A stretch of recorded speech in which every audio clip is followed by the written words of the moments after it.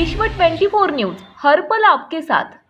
त्यामध्ये स्वतः एक महिला आहे ती बोलते की मी मीनाक्षी शिंदे आहे आणि मी काय करेल हे दाखवून देईन, महिलांना घरात पाठवून मारेन। नेमकं ती ऑडिओ क्लिप आणि त्याबद्दल तुम्हाला काय माहिती आहे का? मला तर अद्याप त्याची काही माहिती नाही आणि कधी काय माझं संभाषण झालं हे पण मला लक्षात नाही। पण आता मला दुसऱ्यांकडनं कळलं, जे माझे मित्रपरिवारातले आहेत त्यांनी मला सांगितले की जातीय राजकारण करण्यासाठी अशा प्रकारे काहीतरी त्या व्हिडिओमध्ये जातीचा उल्लेख करून काहीतरी शब्द मॉर्क केलेले आहेत आणि ते टाकले गेलेले आहेत। तर मला असं वाटतं की माझ्या कामाची उंची सगळ्यांना माहिती आहे की ती त्यांना पार करता येणार नाही आणि वैचारिक लढाई ही विरोधकांना माझ्याबरोबर करता येणं शक्य नाही। म्हणून कोणाच्या तरी चारित्र्यावरती किंवा जातीय राजकारण करून हे लोक, आता मला कळते की त्यांच्या पायाखालची वाळू सरकते, कुठेतरी त्यांना पराभव दिसतोय, त्यामुळे अशा प्रकारचे व्हिडिओ क्लिप करून ते व्हायरल करतायत। आता मला एकाकडनं फोन आला की AI मार्फत काहीतरी 2 ऑडिओ त्यांनी अजून बनवलेले आहेत आणि ते 12 तारखेला वगैरे व्हायरल करण्याचा त्यांचा प्रयत्न आहे। तर अशा प्रकारे राजकारण किती खालच्या पातळीला गेलेलं आहे हे मला दिसतंय, कारण गेली 15 वर्ष या प्रभागामध्ये मी निवडून येते आणि सगळ्या समाजाची लोक इथे राहत आहेत। त्याच्यामध्ये उत्तर भारतीय असतील, साऊथ इंडियन असतील, उत्तराखंडचे असतील, आगरी असतील, कोळी असतील। तर समाजाचं राजकारण मला असं वाटतं की ह्या प्रभागात मी कधी केलेलं नाही।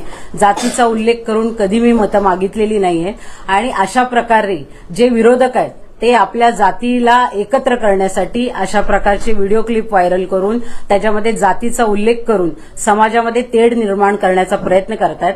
आता हे जे वातावरण आहे ते राज्यात तुम्ही बघतायत की इलेक्शन चालू आहेत आणि इलेक्शनच्या माहोलमध्ये समाजामध्ये हे अशा प्रकारचं दूषित काहीतरी पसरवायचं आणि समाजामध्ये तेढ निर्माण करायचं, हाच त्यांचा उद्देश आहे।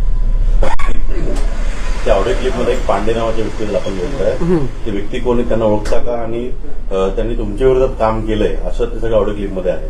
मला असं वाटतं, हे बघा, ते माझ्या जरी प्रभागात राहणार असेल त्यांच्याशी माझं कधी संभाषण झालं हे मला लक्षात नाही, पण बरीचशी लोक अशी आहे की राजकारणामध्ये आम्ही काम करत असताना एखाद्या व्हिडिओज वगैरे काय झाल्या तर त्याच्यावरती नको ते कमेंट टाकणं किंवा फेक अकाउंट करून काहीतरी कमेंट करणं, अशा प्रकारचं घाणेरडं कृत्य ही लोक करत असतात आणि ह्या मार्फत त्यांनी जर अशा प्रकारचं झालंय का फेक अकाउंट तयार? माझ्या बाबतीत बऱ्याच वेळा मी बघितलेलं आहे की बरेचसे फेक अकाउंट तयार केले जातात आणि त्याच्यावरती नको ते कमेंट केले जातात। मी तुम्हाला सांगितले ना की विचारांची लढाई असावी, पण वैयक्तिक टीका मला असं वाटतं की मी माझ्या आयुष्यात कोणावर केलेली नाही। गेली 18 वर्ष मी या राजकारणात आहे, पण कोणीही सांगावं की मीनाक्षी शिंदेने कोणाला कधी घाणेरडी कमेंट केली म्हणून।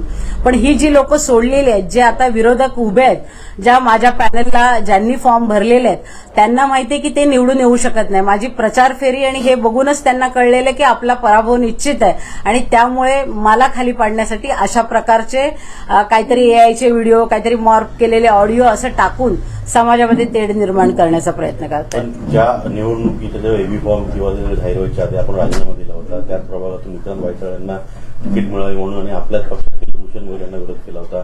तर ते सगळं याच्या राजकारणामागे आहे का? आणि मुळात हे अशा पद्धतीने जे संभाषण होतंय की त्याच्या आईला सांग, बहिणीला सांग, या सगळं जे आहे ती ऑडिओ क्लिप पूर्णपणे तुम्ही नाकारता की तुम्ही ते बोललेलं नाही म्हणून? मला आता कुठल्याही गोष्टीत स्पष्टीकरण द्यायचं नाही। मी केस केलेली आहे त्यांच्यावरती। जे कोणी असतील पोलीस त्यांना बोलवतील, चौकशी करतील आणि चौकशी अंती तुम्हाला या सगळ्या गोष्टी माहिती पडतील। जर या खरंच घडलेल्या असतील तर त्याच्यावरती योग्य ती कारवाई पोलीस करतील, कारण मी सगळ्यांच्यावरती केस केलेली आहे। कारण विरोधक अशा प्रकारचे व्हिडिओ व्हायरल करून माझ्या इमेजला कुठेतरी धक्का पोहोचवण्याचं काम करतायत आणि त्याच्यामुळे मी आज सकाळी विरोधक जे मला असं वाटतं की तुम्ही जर आता बघत असाल की मानपाड्याचं राजकारण प्रभाग क्रमांक 3 हे महाराष्ट्राच्या राजकारणामध्ये एक वेगळं हे झालेलं आहे आणि त्याच्यामुळे ह्या सगळ्या इलेक्शनकडे सगळ्यांचं लक्ष लागलेलं आहे की प्रभाग क्रमांक 3 मध्ये कोण निवडून येणार आणि जे विरोधक आहेत, ज्यांनी ज्यांनी विरोधात फॉर्म भरलेले आहेत माझ्या, ते सगळे एकवटलेले आहेत आणि मला पाडण्यासाठी अशा प्रकारच्या व्हिडिओ क्लिप्स असतील आणि किंवा AI मार्फत काहीतरी नवीन आता अजून AIचे व्हिडिओ बनवलेत त्यांनी आणि ते टाकणार आहेत 2 दिवसामध्ये, असं माझ्या कानावर आलेलं आहे। तर अशा प्रकारचं षडयंत्र हे सगळे, जसं सांगितलं मी की निवडणुकीतनं पराभव दिसत असताना अशा प्रकारे करतात। एक उमेदवाराचं नाव देखील आहे भूषण मोरे, तर आणि तुमचाही विरोध जो होता की त्यांना इथून तिकीट देऊ नये म्हणून, मग त्या त्याला जोडून हे सगळं संभाषण आहे का आणि तो सगळा राग तिथे आहे का? मला असं वाटतं बघा, तो पण असेल, दुसरे पण असतील, कारण बरेचसे लोक आहेत. आता विरोधक म्हटल्यानंतर सगळेच आले, ज्यांनी अगेन्स्टमध्ये फॉर्म भरलेले आहेत, उबाटा पक्षाचे असतील, बाकीचे जे अपक्ष म्हणून ज्यांनी फॉर्म भरलेले ते सगळे एकत्र आलेले आहेत. कारण निवडणुकीचा फॉर्म भरतानाच मला दिसलेलं की विरोधक आणि जे आमच्या पक्षातले आहेत ते सगळे एकत्र येऊन माझ्या विरोधात असा काहीतरी कारस्थान करण्याचं त्यांचं बऱ्याच दिवसापासून प्लॅनिंग चालू होतं. आणि आता त्यांनी अशा प्रकारे व्हिडिओ टाकून जातीय तेढ निर्माण करण्याचा प्रयत्न करतायत की आगरी समाजाला मी काहीतरी बोललीये आणि त्यामार्फत ते समाजाला एकत्र करून काहीतरी मोर्चा आणायचा किंवा मग बड्या नेत्यांच्या मार्फत काहीतरी इथे घडवायचं, असं त्यांचं राजकारण चालू आहे. काही येत्या काही दिवसात निवडणूक होणार आहे, त्या पार्श्वभूमीवरती दोन ह्याच्यामध्ये तेढ निर्माण करण्याचा चालू आहे असं वाटतं? मला असं वाटतं की त्या समाजाशी माझं बोलणं झालं आणि त्यांचं एकच मत होतं की ही लोक आज आमच्या समाजाचा वापर करतायत आणि कुठेतरी आम्हाला फितवण्याचा प्रयत्न करतायत की आपल्या समाजाला ही बोलली. पण आम्हाला माहिती की एवढे वर्ष ते लोक राजकारणात असताना आमच्या समाजाच्या एकही व्यक्तीला त्यांनी कामाला लावलं नाही किंवा आमची कामं केलेली नाही आणि आज ते समाजाचा वापर करून तुम्हाला बदनाम करून निवडणुका जिंकण्याचा प्रयत्न करतायत. म्हणून शिवसेना हे अनेक वेळा म्हणलं जातं की 80% समाजकारण 20% राजकारण. का वाटतं येणाऱ्या काळात आता कुठेतरी बदल दिसून येतोय? मला असं वाटतं की विरोधकांना, आता मी तुम्हाला जसं सांगितलंय की इथे 100% समाजकारणच झालेले, पूर्ण वॉर्डामध्ये जे काम झालेलं आहे ते बघूनच त्यांच्या पायाखालची जमीन निसटली आहे आणि त्याच्यामुळे अशा प्रकारचं घाणेरडं राजकारण करून अशीच लोक निवडून येण्याचा प्रयत्न करतील ज्यांच्याकडे काम नाही दाखवण्यासाठी. मग ते विचारांची लढाई लढू शकत नाही. तर असं एकदम खालच्या दर्जाचं काहीतरी राजकारण करून समोरच्याचं इमेज खराब करून जर आपल्याला निवडणुका जिंकता येतील तर असा केविळवाना प्रयत्न त्यांचा चालू आहे. पण मला असं वाटतं की ह्या प्रभागातली नागरिक सुज्ञ आहेत, त्यांना माहिती की कोणाच्या मागे उभं राहावं आणि कोणाच्या मागे उभं राहू नये. म्हणून असं कितीही व्हिडिओ व्हायरल झाले तरी मी जे केलेलं काम आहे ते पुसू शकणार नाही कोणी. आणि माझा पूर्ण प्रभागातली जी जनता आहे ती मी प्रत्येक वेळी सांगते की समाजाचं राजकारण कोणी करू नये, कारण आपण भारतीय आहोत आणि सगळे एकत्रच ह्या ठिकाणी राहतोय. तर मला असं वाटतं सगळ्यांचा पाठिंबा माझ्या मागे असणार. आपण जर पाहिलं तर रिया शर्मा नावाचा एक फेसबुक अकाउंट जो आहे तो फेक आयडी या ठिकाणी बनवण्यात आला. त्याच्यानंतर कुठेतरी तो व्यक्ती जो आहे तो पांडू नावाचा निघाला असंही देखील समोर आलं. नेमकं कसा सुरू झालेला आहे फेसबुकच्या माध्यमातून फेक आयडी हे सर्व? मला असं वाटतं की पोलिसांनी ह्याच्यावरती योग्य तो निर्बंध ठेवायला पाहिजे, कारण प्रत्येक ह्याला कमेंट करणारे असे 100-150 फेक अकाउंट असतात की ज्याच्यावरती खालच्या पातळीला जाऊन टीका केली जाते, तुमच्या वैयक्तिक आयुष्यावर बोललं जातं. तर ह्याच्यावर जोपर्यंत कंट्रोल आपल्या सायबर गुन्ह्यातनं होत नाही तोपर्यंत असे अकाउंट चालत राहणार आणि जे स्वतः काय करू शकत नाही तर अशा फेक अकाउंटच्या मार्फत ते बोलण्याचा प्रयत्न करतात आणि घाणेरडे कमेंट्स करतात. तर मला असं वाटतं की राज्य सरकारने पण अशा प्रकारच्या ह्याच्यावरती निर्बंध आणले पाहिजे. राजी शिंदेना कोंडीत पकडण्यासाठी पाहिलं तर आगरी कोळी समाज आता एकत्र येणार आहे असे कळते की ते रस्त्यावरती उतरणार. वाटतं एकामुळे कुठेचं वातावरण? मला असं वाटतं की सुशिक्षित आगरी समाज आता बराचसा सुशिक्षित झालेला आहे आणि तुम्ही बाकी ठिकाणी ज्या प्रभागाचं बरेच वर्ष विरोधक नेतृत्व करत असतील तर त्या समाजाला त्यांनी काय दिले तिथे जाऊन बघा तर तुम्हाला ते नक्कीच लक्षात येईल.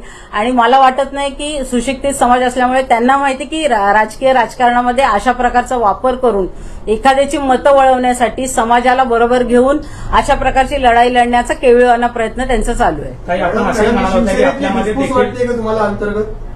मला वाटत नाही शिवसेनेची धुसफूस, कारण शिवसेनेमध्ये साहेबांनी मला ज्या त्यांच्या तिकीट्स होत्या त्या दिल्यानंतर पण अशा प्रकारचं जर कोण करत असेल तर मला असं वाटतं की हा हव्यास आहे. ज्याला सत्तेची लालसा असते तेच लोक असं करू शकतात. राजकीय ह्याच्यामध्ये कोणच अशा प्रकारचं हे करत नाही, पण ही लोक सत्तेसाठी किती भुकेली आहेत ही ह्याच्यावरनं दिसतं. शाखा प्रमुखला तिकीट दिल्यामुळे कुठेतरी चीड आहे का त्याच्यामध्ये निर्माण झाली?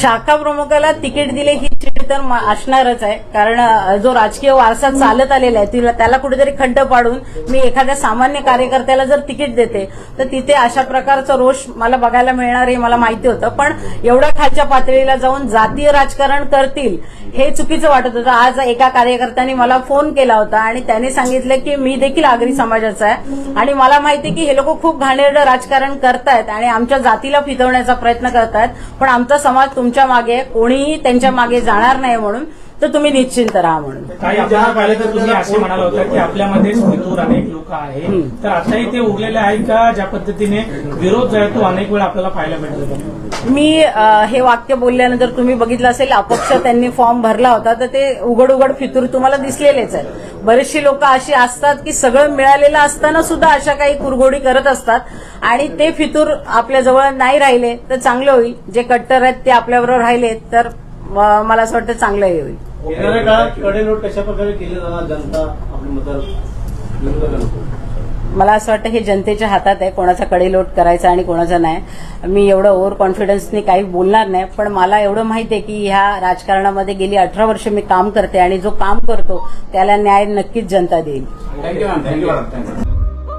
राज्यातील महत्त्वाच्या आणि आपल्या भागातील ताज्या बातम्या पाहण्यासाठी आजच आमच्या विश्व 24 न्यूज चॅनलला यूट्यूबवर सबस्क्राईब करा आणि बेल आयकॉन प्रेस करा.